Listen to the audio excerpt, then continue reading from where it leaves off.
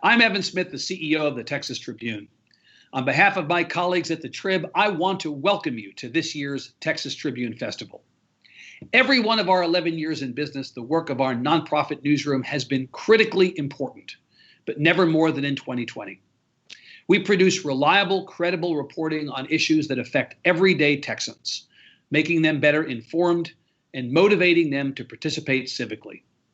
You and people like you, readers, supporters, attendees at our events, make our public service journalism possible. If you value what we do, now is a great time to support us.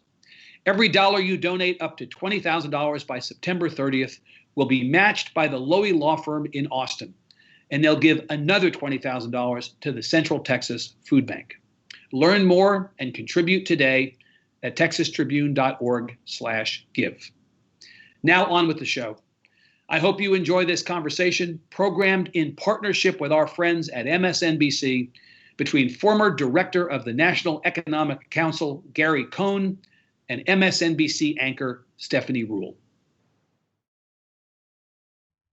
Hi, I'm Stephanie Ruhle, MSNBC anchor, senior business correspondent with NBC News. I'm excited to be part of the Texas Tribune Festival as an MSNBC partner, and really excited this morning to be sitting down with Gary Cohn, former National Economic Council director, former economic advisor to President Donald Trump, and former president of Goldman Sachs. Gary Cohn and I have known each other for a number of years. So given all that's happening in the world, economically, politically, I can't think of a better time to sit down. Gary, really good to see you at a not really good time. Just this week, your successor, Larry Kudlow, looked at the economy and said, we're in a strong V recovery that is not contingent on another federal stimulus package. Would you agree with that? Well, good morning, Stephanie. It's great to be with you. So look, I don't totally agree with that. We're clearly in an economic recovery. So I remind everyone where we were in March and April. We have clearly made a significant recovery from that. In fact, the chairman of the Federal Reserve Bank today during his testimony was talking about how we've brought back half of the unemployed people, 11 million of the 22 million people that were laid off at the bottom of this crisis. And consumer spending has come back about 75% from almost nothing. Literally, people were just spending on the mere necessities that they had to buy. That said, we still have a major, significant economic issue in this country.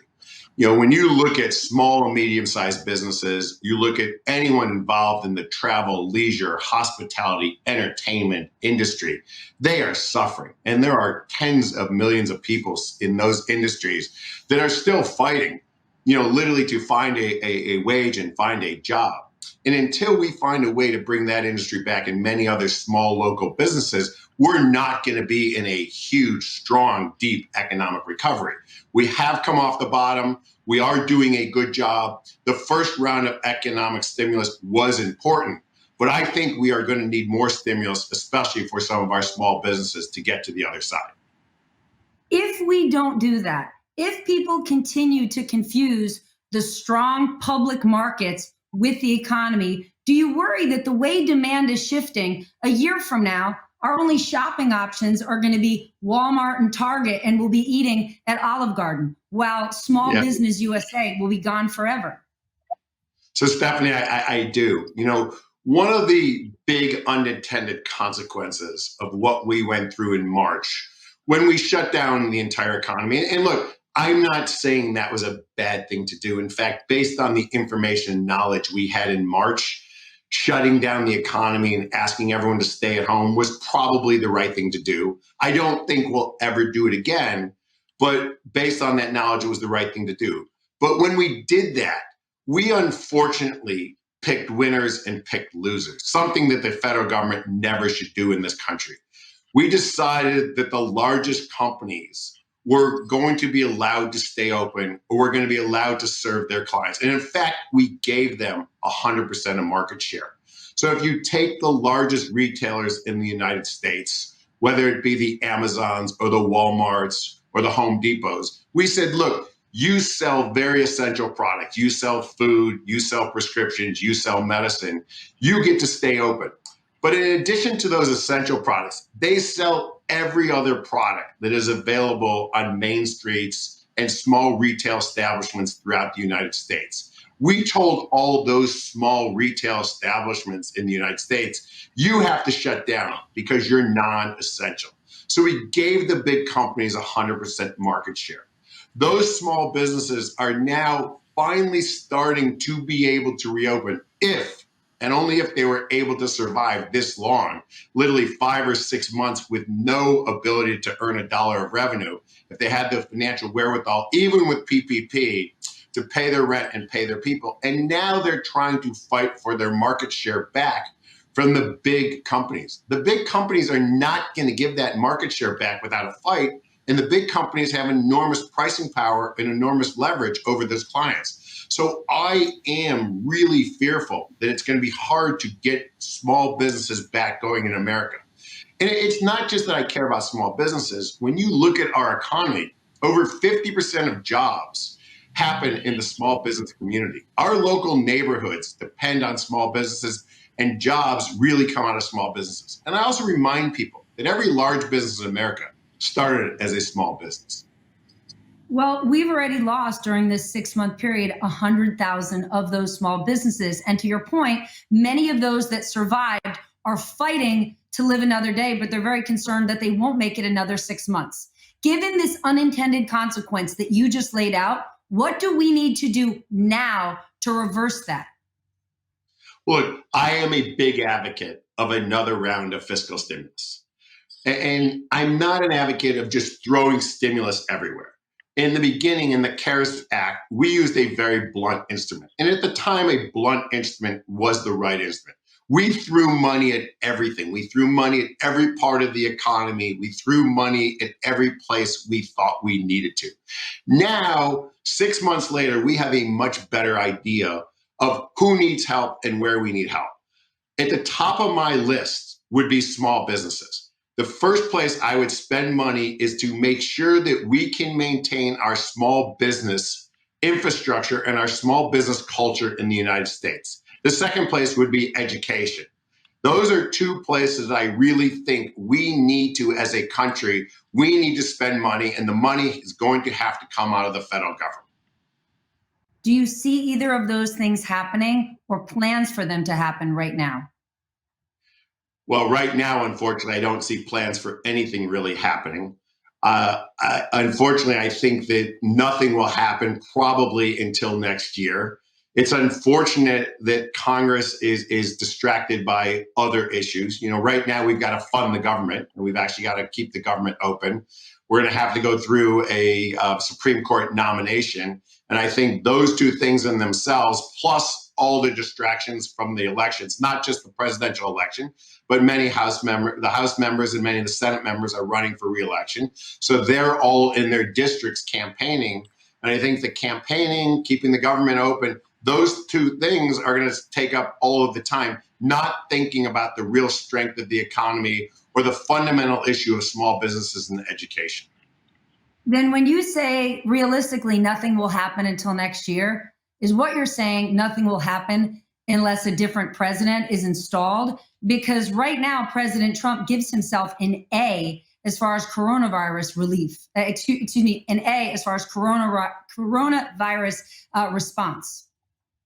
No, Stephanie, I don't believe that. You know, Secretary Mnuchin is on testifying, and he's talking about the need for more fiscal stimulus.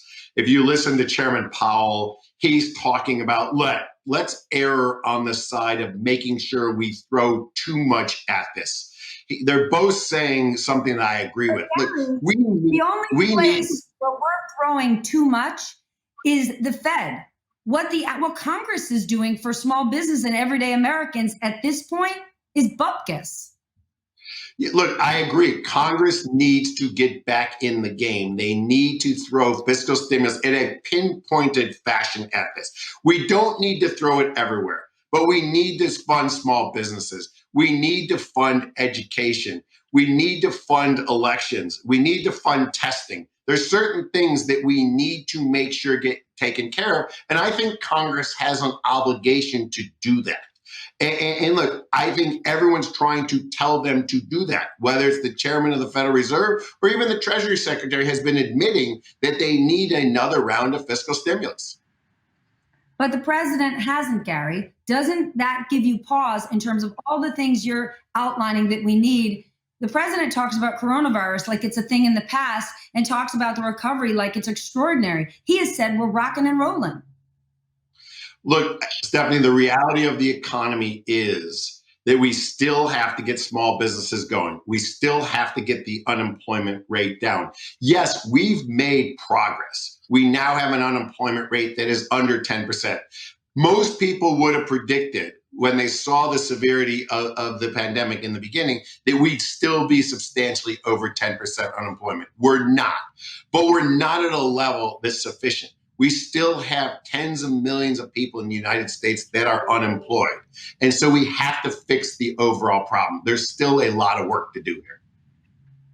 I want to ask you about New York for a moment. New York living with no art, no culture, no restaurants, basically little to no sales tax coming in. How does a city like New York find its way through this?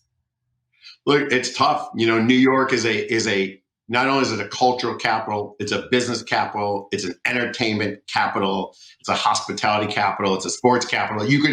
All of those industries that are dramatically affected by COVID literally are what drive New York. The arts, all of those things. And they're all being shut down. Business travel is not happening. Meetings aren't happening. Conferences aren't happening, which means the airports aren't happening. The taxis, the Ubers, the Lyfts, the hotels aren't being occupied. The restaurants aren't being occupied. The sports arenas and stadiums aren't being occupied. We need to find a way to normalize. That said, there's a little bit of a contrary view here.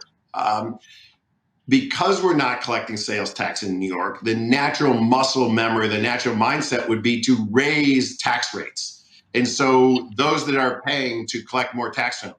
I think we actually need to do the opposite right now. You actually have to do, and Governor Newsom in California just did this, you actually have to lower rates and make New York more attractive and more competitive and try and force what activity is going on back to places like New York City and revive the city once again. Do you think we can do that? I mean, just this week, the Department of Justice is designating New York an anarchist jurisdiction, which means they're going to get less federal funding. Given that our crime rate is up, our income is down, the city is struggling financially, we could end up laying off 20% of our public school teachers, which takes us back to what you mentioned a moment ago, how we need to invest in education. Stephanie, we can't lay off 20% of our public school teachers. My daughter is a public school teacher in New York. We don't even have enough public school teachers right now to open the schools and effectively open them. We have to invest in our city right now.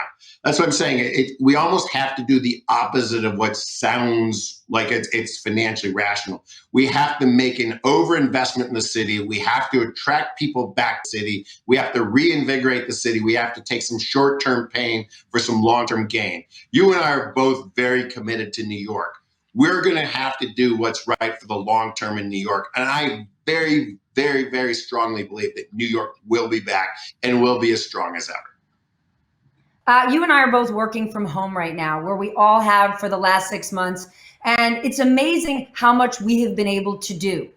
Are you concerned at all that working from home is our new normal, about the loss in productivity? Jamie Dimon referenced that just a couple of weeks ago, and he really got attacked for it, saying he wasn't putting people's safety first. Yeah. So look, Stephanie, you and I are working from home, and we're probably being quite effective. I don't think we're being as effective as we would be if we were in our offices. But when you look at organizations, and I've run a large organization, and you look at the apprentice culture, and I don't really care what type of organization you look at it, whether it's a hospital and nursing and young doctors, whether it's a law firm and young lawyers, whether it's a bank and you take in young analysts and young associates, you can go through almost any industry, whether it's in the restaurant industry and you're learning how to be a chef, or you're learning how to be a waitress. You do that by being an apprentice. And I don't mean that in a derogatory way. I mean it in a highly complimentary way. You learn it by sitting with people, by standing with people, by watching people and see how they do the job. And you mimic, hopefully you mimic their best behaviors. And you get better and you get smarter by watching what people do. So when I think about myself working from home, I can do that. But when I think about 21 and 22-year-old kids, or even 18-year-old kids entering the workforce, and they're doing it from their bedroom or they're doing it from their house, who are they learning from? Who are they mimicking? Who's teaching them how to do that? And then you take another situation where you're a client-driven organization trying to solve problems for your clients. You know, historically, the best way to solve a problem is to get a large group of people around a table, throw up a whiteboard and start throwing ideas at the whiteboard and having people, you know, say that doesn't make sense, this makes sense, let's try that, no, that doesn't work, let's try this. But you need to do that in a big collegial atmosphere where people can look at each other and talk to each other and sort of feed off each other. I think that that's missing, and the whole creativity and the whole problem solving system is really being taken out of our culture. So look, ultimately we have to figure out how to get people back in locations together, learning from each other and working from each other. But look, I understand that safety's first, and we have to be prepared to live in this world until we feel it's safe to bring people and allow them to cohabitate in a working environment together. How do you balance the two? You mentioned education before, and you and I have talked. You know, when you've got kids not going to school, losing the infrastructure of school and doing virtual learning, forget the fact that many of them may be virtual learning at home without even parents there who are out there working, or kids who are not getting the college experience. And I don't just mean partying, but them going to school from home. How much A is lost by being home? And B, if we do want our students to go back, how do we do it safely? Because it's an economic question. I think this is a huge economic question. The amount of future GDP that's being lost or being deferred by not getting our next generation educated and through the system and getting them to the right level of education is going to have huge impacts for a long period in the future. And so I am worried. You know, there's only so much a teacher can do virtually. And part of learning are those specific moments when teachers walk over to a child's desk or walk over and help them or say, hey, come see me. Those little intimate, unique moments, at least that's how I learned. Those unique moments are gone. You know, I see this from both ends of the spectrum. I have a daughter going to school virtually, and I have two daughters that teach in school. And they talk to me about how difficult it is to really relate to the children, to reach out to the children, to give them the little bit of encouragement when they need encouragement and the little bit of motivation when they need motivation. You're in a group setting. So there's a huge economic cost to this. I think the second big tragedy outside of, you know, having really decided who the winners and losers are in the business is that we didn't take the last 6 months and really come up with a remote learning plan for our public school systems in the United States. The fact that we're still fighting how to educate kids in the public school system, and kids don't even have the connectivity and they don't have the infrastructure, whether it be the laptop or the iPad or the connectivity, you know, that's a crime. It really is a crime that our kids are sitting home today and don't have the ability to be online at least 5-6 hours a day in some type of formal educational process. But then, Gary, this takes you back to a federal government response. The president has been saying for months, open businesses, open schools, but hasn't provided federal funding, consistent federal guidelines for people to do just that. At the height of the summer, when he was saying schools need to reopen, there was only $13 billion of federal money allocated to schools. And the teachers union said it's more like $116 billion we need to reconfigure the schools. Look, Stephanie, I agree. I mean, I've said it time and time again. I've been saying it for 6 months. The federal government has to get involved in a very pinpointed way on figuring out where money needs to go. And small businesses and education are my number one and number two places where money needs to go, because we're going to have a huge return on investment. We're going to get a return on investment from the children of of this country being educated. They're going to join the workforce, and they're going to be productive, and they're going to pay income tax. And they're also going to be able to start businesses and hire new people of their own. And on the small businesses, the same issue. These are the two big issues where the federal government needs to come back, and they need to come back quickly with another round of fiscal stimulus. Then let's take that to misunderstanding markets, because to your first point, this loss of productivity, whether it's on the business front or even the education front, do you have fears that a year from now, we're going to see a delayed economic impact? When everyone is working from home and we're not optimizing our potential, do you see this impacting business profitability that we haven't seen until a year from now? Or all of those people out there who have lost their jobs temporarily that could turn permanently will see a drop in consumer spending? Stephanie, there's a lot of factors that are influencing business profitability. So I'm not sure that's where you're going to see it, because the flip side is, when you take the big companies, the Fortune 500 companies, their whole expense profile has changed dramatically, from travel and entertainment and things like that. They're not spending any money in a lot of factors. So they may be becoming less productive, but they're also saving enormous expenses in other areas.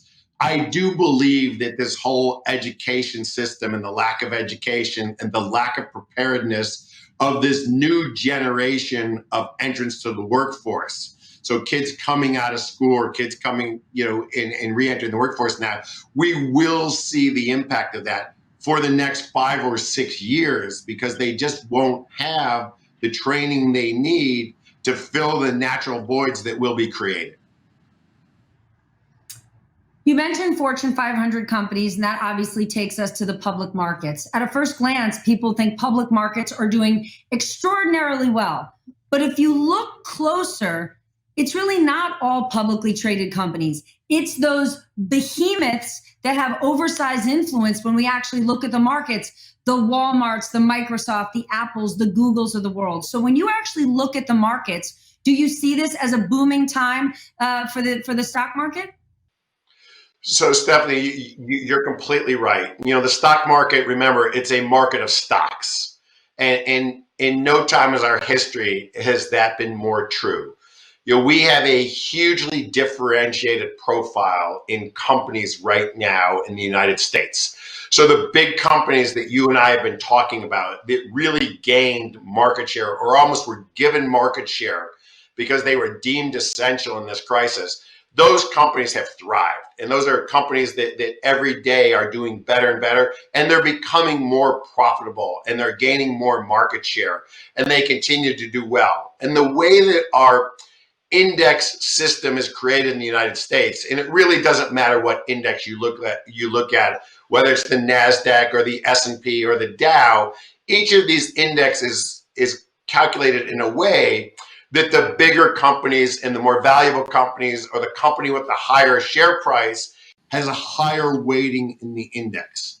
So what tends to happen, and is happening right now, is the bigger companies dominate the performance of the index. So the indices are going up, even though many of the stocks in the index are not doing well. And like I say, the stock market also represents the larger companies. The S&P 500 is probably the 500 largest companies in the United States. If we had an index of the 500 smallest companies in the United States, that would be trading the complete opposite. It would be trading all-time record lows, because those companies are absolutely going out of business every day. They can't survive. They can't even pay the rent. Many of them can't even open up. So we're seeing a huge dichotomy between the largest companies, who are gaining market share and taking that opportunity every day, and the small and medium-sized companies who are losing the market share to the big companies. And the index represents those big companies getting bigger. Given this, and given the economic impact COVID has had on our economy, Why is it, do you think, that the president still polls so well on economic issues, given the economic suffering?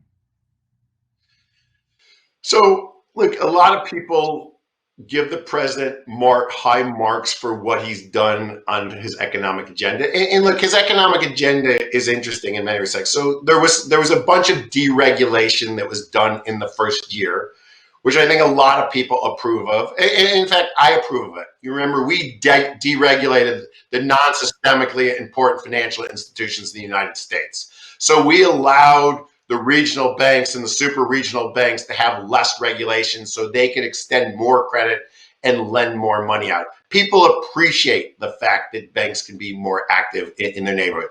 I think people appreciate the president taking on China in certain areas where they feel that China has been taking jobs from the United States. We can argue whether that's true or not, but people feel like the president is looking out for them. Do you think the president successfully took on China? The way I see it, that trade war was an abject failure, and tack on the extra $30 billion in farm aid we had to give U.S. farmers. You argued with the president tooth and nail about the idea of tariffs. You always stood against them.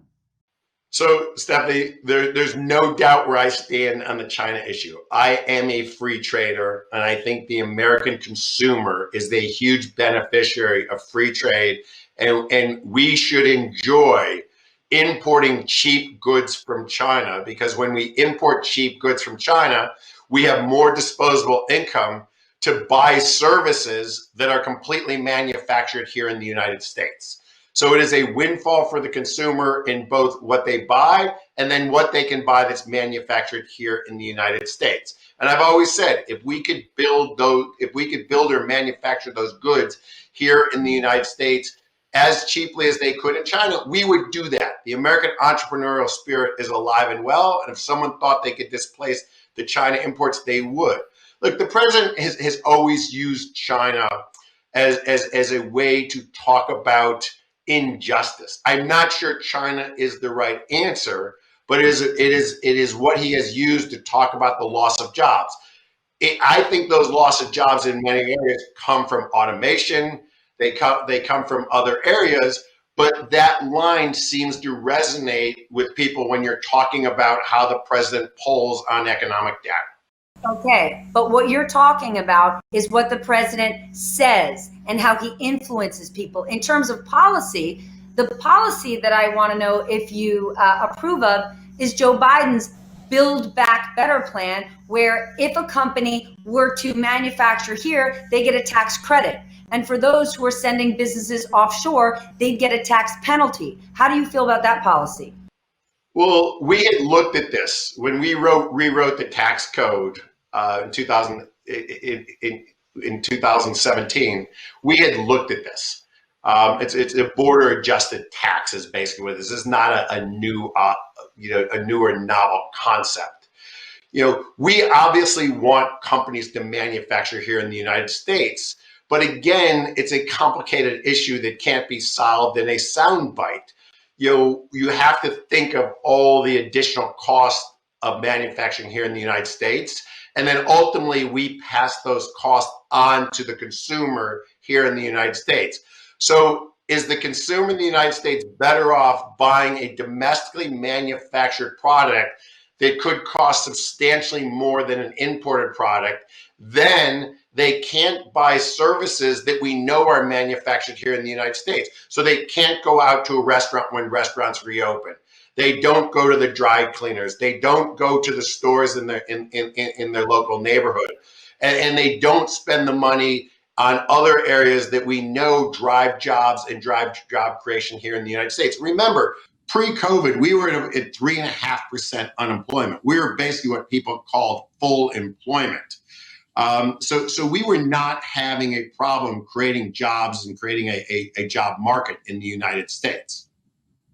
We weren't, however, in your home state of Ohio, we didn't see auto plants remain open, which the president said we were going to do. We didn't see booming wage growth, and manufacturing actually was contracting. So there were still millions of people in this country that didn't have the skills to fill those jobs, who said, I am suffering. I want to vote for something else. And they voted for a populist message, but didn't get policies that served them. So what policies can be put in place to actually help all Americans rise? So Stephanie, this goes back to the whole educational system. We need to re-educate, retool, and retrain our working population here in the United States to match their skill set to the jobs that are being created in America. We have many more jobs being created in automation, in robotics, in electric vehicles. We need to create a working working population that has the skill set in those areas so we can continue to dominate and thrive in those industries that we know will be the future of economic growth, both domestically and internationally. Well, then you said very recently, before you decide who you're going to vote for, and I'm not going to ask you who you're voting for, you wanted to hear more policy prescriptions from the two candidates. Gary, we know what they are. We know what the president is going to do. He's already doing it. And what you're saying we need as a country, we're not seeing any of those policies. Well, Stephanie, look, we as the electorate, we deserve to hear about these policies. We deserve to hear about our deficit and how we're going to deal with our deficit. We deserve to hear about jobs and wage growth and how we're going to create jobs and how we're going to create wage growth. We deserve to hear about global competitiveness. We are in a globalized world today where companies can move not only their corporate headquarters, but they can move their manufacturing offshore anytime they want. How do we maintain companies' headquarters in the United States so they're taxpayers, and how do we maintain their manufacturing in the United States and their stores in the United States so we create jobs? We as an electorate, we should be given the opportunity to hear what both candidates think so we can make an educated decision. And do you honestly think we're going to get either one of those, especially given the disinformation out there? Look, Stephanie, I can only hope. I can only hope that we, in the next 6 weeks, we can hear from the candidates directly in a debate where they'll actually hopefully talk about the real issues. Well, Gary, when that happens, I will buy you a drink. Gary Cohn, thank you so much for joining us. I really appreciate it. Thank you, Stephanie.